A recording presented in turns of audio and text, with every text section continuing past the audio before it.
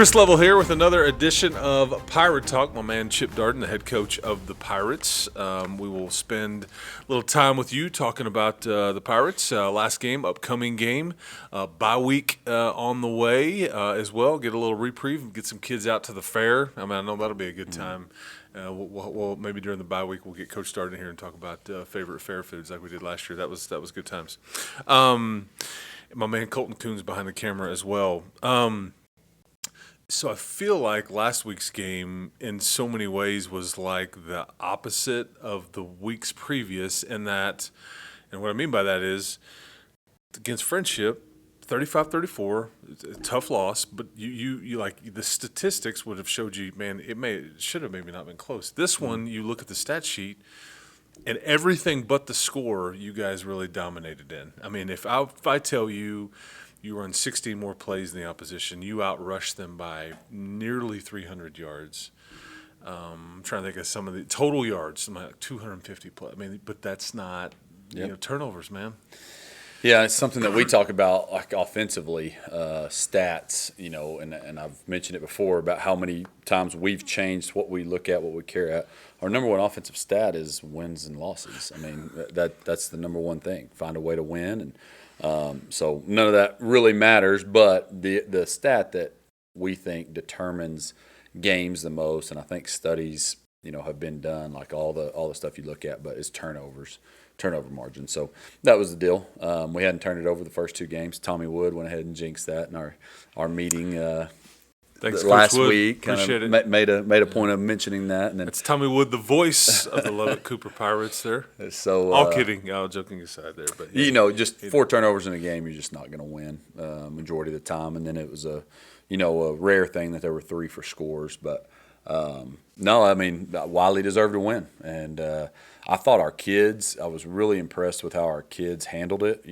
That all happening early in the game, and we just kind of settled in, and having a lead at halftime obviously was good, but it just showed that our kids can handle a little bit of adversity and still be okay. And but we got to find a way to win that game, and both sides of the ball. In the second half, we moved the ball still, and then kind of would in the red zone stall out a little bit, settled for a couple field goals that we sure would have liked to get touchdowns, and then defensively played well all game, and then just gave up a couple big plays. And Wylie, they're a good team. They went 4 rounds deep last year. They're used to winning, and but not the expectation on our end. So we got to correct the turnover problem. I think if we didn't have turnovers in that game, we'd probably end up on the good side of it.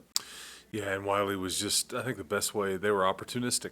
Yeah, they didn't make an overwhelming amount of good plays, but they made some key ones and took advantage of some of the things in the first half. And it's still like all those turnovers for scores go in the first half, and yet you still have a halftime lead. Yep. Shocking in some ways, but and that's why you kind of think we're fine. We withstood all these haymakers, and yet we're still standing and punching back and all that, but to their credit, Bear Ming made a couple of big throws in the second half, and that's the hard part is because I think you said it after the game.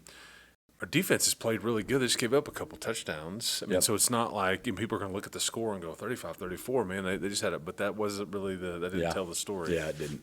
And their quarterback did. They made some plays, and he made some big throws. He's a good player. We knew they were kind of switching between a couple, and we knew they were going to roll with him. He just kind of started clicking for him their last game. So he was a good player. He's a district MVP or newcomer. Oh, yeah, where he was previously. He was a district newcomer of, the entire district, I think, at LaGrange before he moved in to play for Wylie. And there's just not any – and we'll get to this week's opponent, but your non-district schedule is just – there's just not any – gimme or this team doesn't have any athletes or tradition. I mean, they're just like it's for different places, different regions, different locations, all that stuff. But all the same things hold true.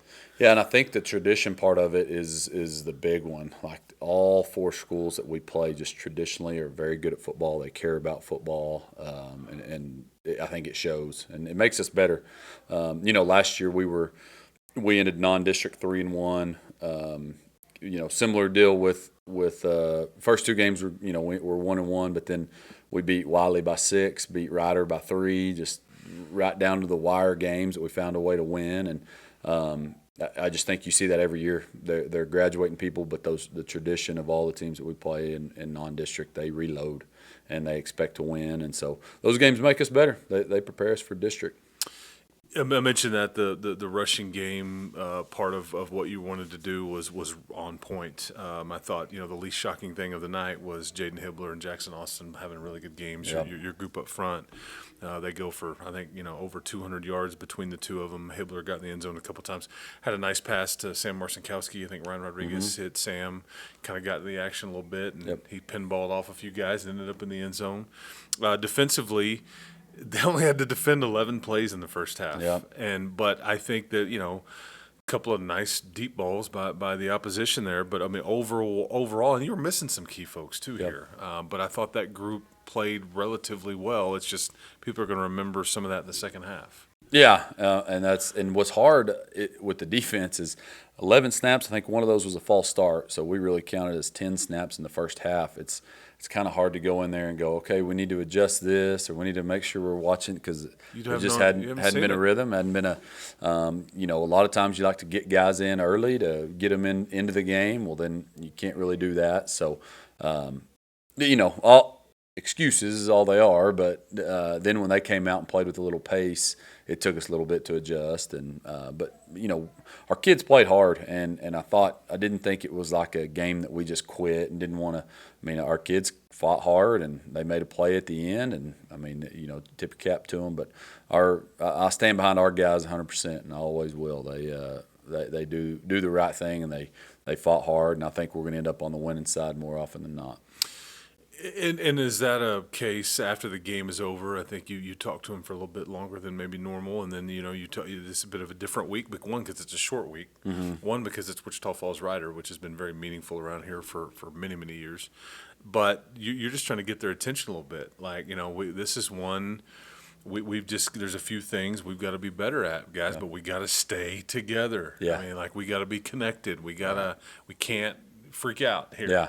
Yeah. That's and like the post game, we just kind of changed. This was before the game. We said we're going to change it. Typically, home games we talk in the locker room, and it makes me rush them with their family after, and I don't want to do that. So we just said, hey, we'll talk on the field now and let you go be with your family a little longer if you want to be, and the guys that want to get out and go get something to eat, they can. So anyway, the long talk didn't have to do with the win or loss, but yeah, you're spot on. Like us staying together is what matters, and yeah, it's we want them to walk off the field and be disappointed. Coaches are disappointed. I think I said it in the meeting this week that 1A people that want to win the most are the players, and 1B is the coaches. We everything that we do, and I think you think about a lot of people talk about, man, you've had all this week to prep for this game. Shoot, these guys, their whole lives prepping for a certain amount of games that they get to play. So it's not just a week-long preparation. It's spring football. It's off season. It's everything that they've done, and so it hurts when you lose. And we want it to hurt when we lose because everybody cares about it. But ultimately, we got to stick together, and I think they have. They've had a really good week, and I think the short week probably came at the perfect time.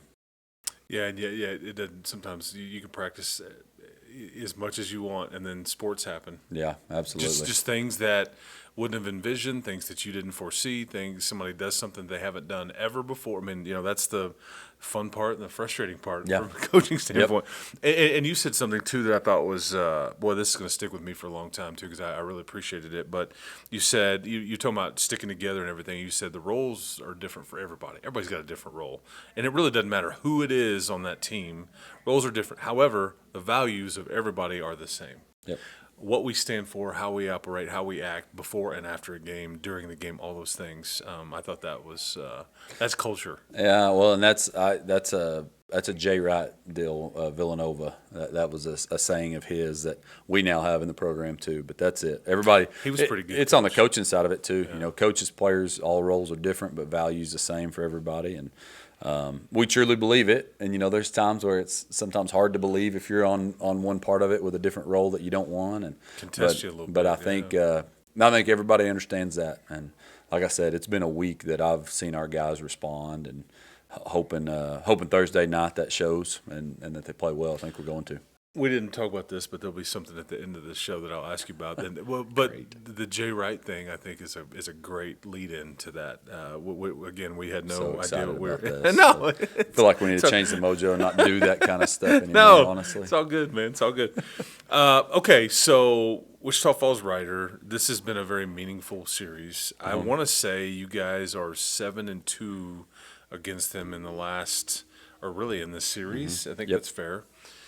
Some of those losses, they've gotten you in the playoffs. Sometimes you've played them twice in a year when you were in the same district and all that. But this is the last one.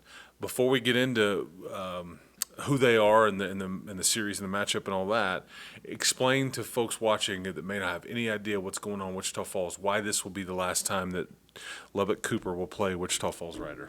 Yeah, the three schools within Wichita Falls ISD are consolidating into two. So they're all three of those schools, Ryder, Old High, and Hershey, are no more. And they have the names. I can't remember them off the top of my head. Memorial maybe and Centennial or something. But so they'll just three high schools into two. So there's no more Wichita Falls Ryder High School. And I think that transition, we've gone through transition here, obviously.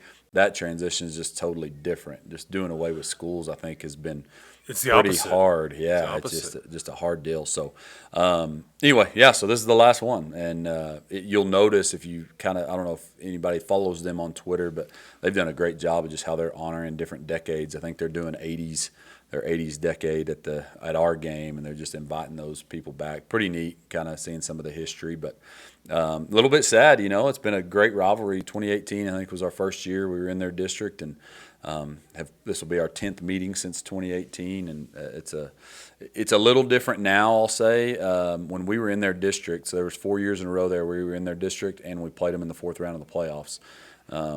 That is just unique. I don't know. I can remember Matt Stepp with Dave Campbell's putting something out there about that the fourth year, and maybe saying it was the first time it had ever happened. But that was pretty unique, and that was just pretty unique because the first year we had guys like Kobe McKenzie, Kyler Jordan that were freshmen on varsity. They had Jacob Rodriguez, Duda Banks that were sophomores on varsity. So 3 years in a row, it's just the same guys. Like it felt like us in Friendship or Coronado Monterey where our kids know each other. But even more so because you're playing them twice. Yeah, and like the last game we played against them, and that when it was like that was or when that crew was still going, the Jacob Rodriguez and them, that was the COVID year, and you couldn't shake hands. You had to walk and wave, and they beat us in the fourth round of the playoffs on New Year's Day. And our kids, like, they're standing there waving, like both groups are kind of looking, and finally it was like a few of the leaders just walked out and started dabbing each other up, and like there's a mutual respect. So it's been a healthy rivalry. It's sad to see it, go, but it just is what it is. But our kids enjoy playing them, and it's maybe not quite as personal as it was when we were in the same district, playing multiple times a year, but our kids still get up for this game.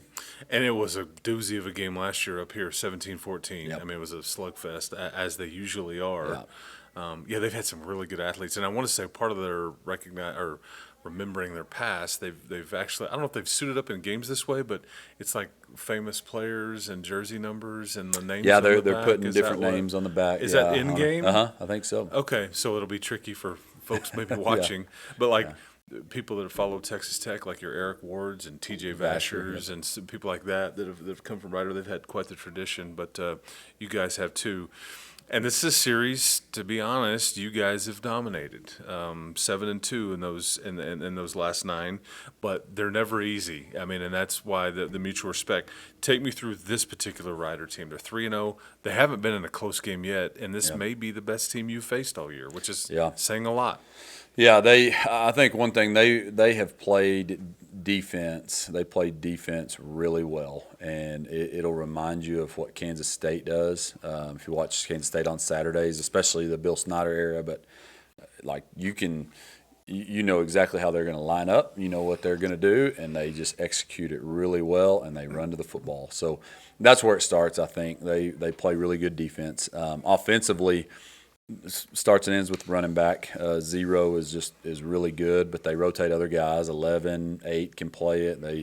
They do a good job there, but they're a heavy run team. That's maybe something that's a little bit different from the last couple of years. They were closer to 50-50. They're about 75% run. So we're going to have to stop the run and get off the field, and then we're going to have to execute at a high level because their defense will. But I think our guys are ready for it. We've had guys step up and move around different. I think about like our D line really late last week had to do some shuffling around. Jackson Sewell had to kind of move different spots, and we've got guys like Caden Brown that we're asking to play in different positions. And anyway, just guys are stepping up. Guys are doing a good job of all that, and I think it's a week of that prep has helped as compared to one day like we had last week, and they're ready for it.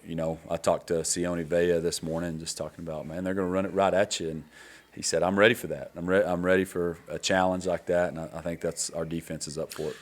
Because there's not, when you mentioned their defense, talking about Riders, I don't know if I've ever seen this before, but they have, I think this is right, 11, all 11 starters are seniors. That's every one of them. Impressive. Yeah, every one of them. Except for if you're having to coach that group next year, we don't know if they'll be which school they'll be going to. But it's like, oh man, we lost everybody. But I guess it's switching up schools. But you mentioned that about them running the ball when it's that simple. Does it make it easier on? Because there's not any secrets here. Yeah, that's the one thing you've kind of said over the years with Coach Bendel and or Coach Bendel, excuse me. We know what they're going to do. They know what we're going to do. There's not any secrets. It's just about execution and just playing the game. There's not going to try to trick the other guy. Yeah. But now, much more so, they just run it downhill about, I don't know, 60, 70, 80% of the time. They're run-based. And they have a really good quarterback, too. But they will look to – I think you mentioned – number 0, Kenji Johnson, and then number 11, Elijah Jackson. They're two really good athletes at running back. Yeah. They are, and both of those guys can play a little bit of defense as well. And I mean, it's a fun game. It's a fun challenge, especially right before our open week going into district. To me, they remind me a lot of our district opponents, just the type of kids that they got, how physical they're going to play, and it presents challenges going on the road, a long road trip. We hadn't had a true road trip, so you always wonder how your team's gonna respond to that. And I think it's good. A lot of our coaches we like getting on the road, and there's less distractions. It's just us, and I think that's going to be good for us. This short week, this is a Thursday night game. What does that do to you guys? You try to make a few of the things that you normally do just a bit longer? I mean, kind of take me through what that does for your schedule. Yeah, we don't. I mean, in this year, more than any, we've really cut down practice time. Just a goal of ours to be playing late November and December, and if we are practicing just hours upon hours right now, I don't think we'll ever get there. And that's something we learned from Dave Hennigan, Denton Ryan's head coach. Talked to him a long time about some of this stuff a few years back, but so we don't practice a whole lot as far as time-wise, but this week we had to go a little bit longer after school, just Monday and Tuesday, just to make sure that we were prepped and ready to go. But I think the other thing it does, it makes us a little more simple with our game plan, and which is good. I mean, I think there's a lot of times you can overthink stuff, especially against a team like this that you've played so many times, and, man, we could get them with this or that, and ultimately it kind of goes back to what they do on defense. I'm thinking on an offensive perspective, but they're really good at executing, so we need to run our plays that we execute at a high level. I think that's kind of what this week has been about.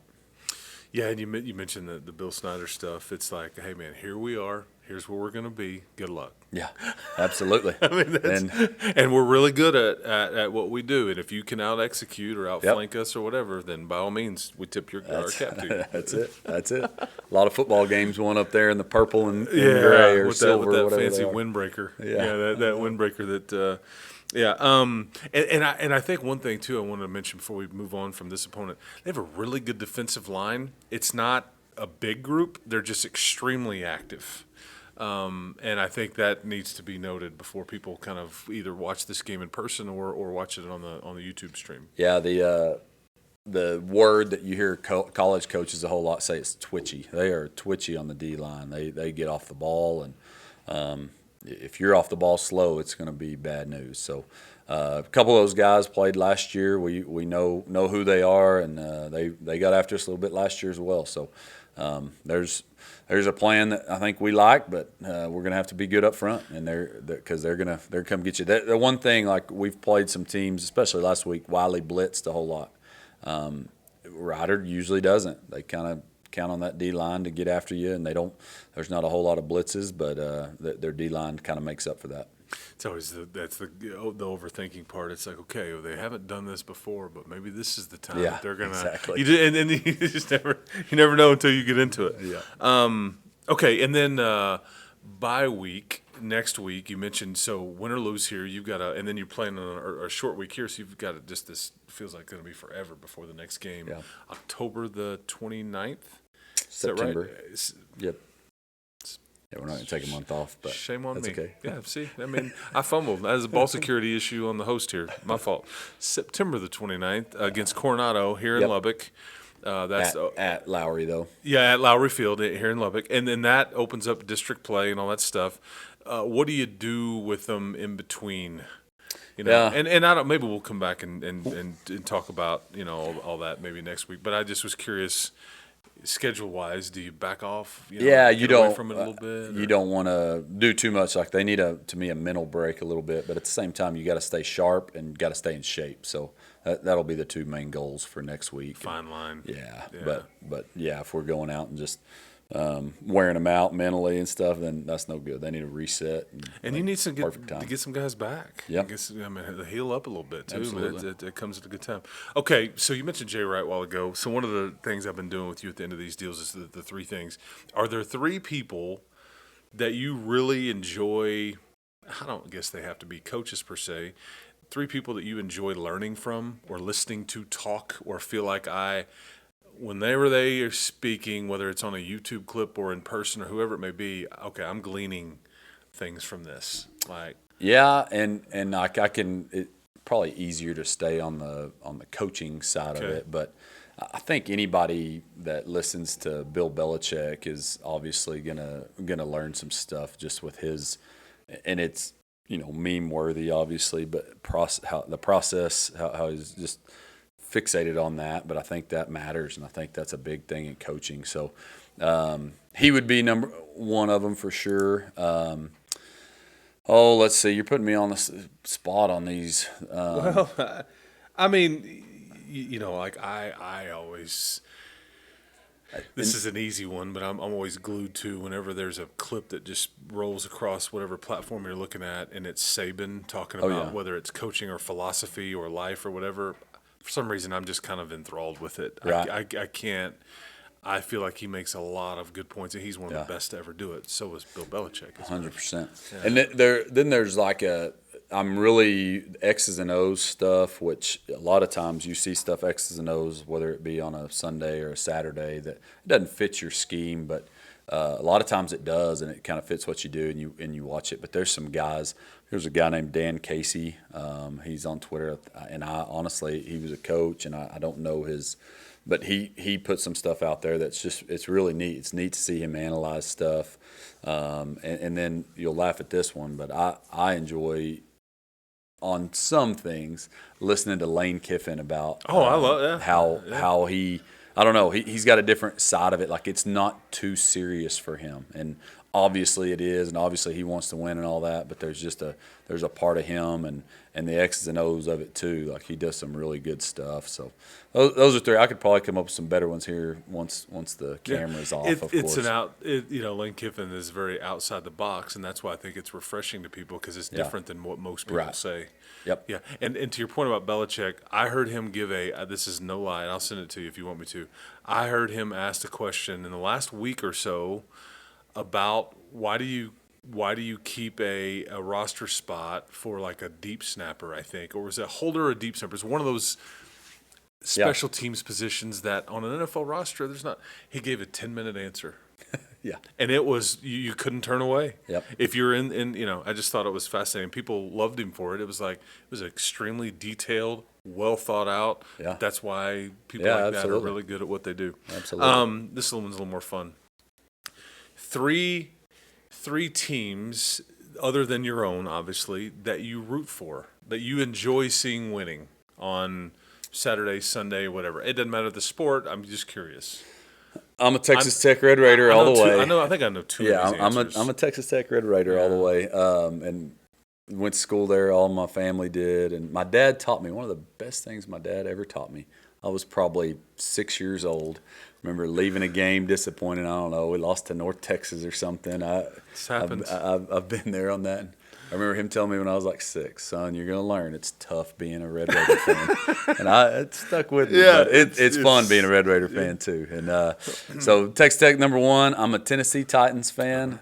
Which kind of goes back to your Houston The Oilers. Yeah. I was when I was about the age where you're kind of picking teams. Cowboys were winning Super Bowls, and all my buddies were Cowboys fans, and I'm like, Houston's in Texas too, so I kind of was trying to go be different than everybody, so I started liking the Oilers. And then the one that I took from my dad was the Celtics, Boston Celtics. Okay, So, I see. I did not know this. Yeah, I we're love Celtics watching the fans. C's, man. Yeah, Yep. anytime I was coaching Cooper Hoopsters and all those teams, I'd always be the Celtics too. Yeah. I love the. But Texas Tech is far and away number 1 that I'm gonna follow. Like I'm not a big baseball fan. I don't like. I hadn't watched an MLB baseball game in 10 years, I bet. But I'll watch Tech baseball. I'm such a big Tech fan. And Coach Winchie's group. You Oh yeah, you well watching of them. course our baseball. And some of those guys. I like are, watching some high of school those guys baseball. are your dudes too. Yeah. Yeah, that's right. Okay, let's see here. Then one for just kind of fun, but what's when you need something sweet? What's it hit right with? Yeah. What are your 3 go-tos there? Oh, 3. Yeah, 3 on the. I'm more of a like, and I'm lame. Like my wife the other day, we had some people over and had a variety of chips and all these different ones, but I just like the plain potato chips. That's number 1 for me. So I'm pretty lame on that. But Reese's is number 1. I just had a Reese's actually before I came in here. That's number 1 on sweets. Chocolate and peanut butter. Yeah, it's hard to beat. And for me, yeah. like just straight chocolate is good. Like I'm good with just a Hershey bar. Like Well, that is else plain. That I know. Yeah. I told you that's exactly how I am. And then I used to be big on sweet tea, but I hadn't been doing that much lately. But I could use like a limeade from Okay, like Sonic. Yeah, there you or go. Yeah. the Soda Shack right Little here. treat yourself. Yeah, moment. Yeah, That's right it. there. I can get a limeade. Not too big of one. Sounds Just a little medium bougie, one. doesn't it? Yeah, no, not at all. If that's bougie for you, I mean, then I guess it is for me. You're doing well. You're doing well.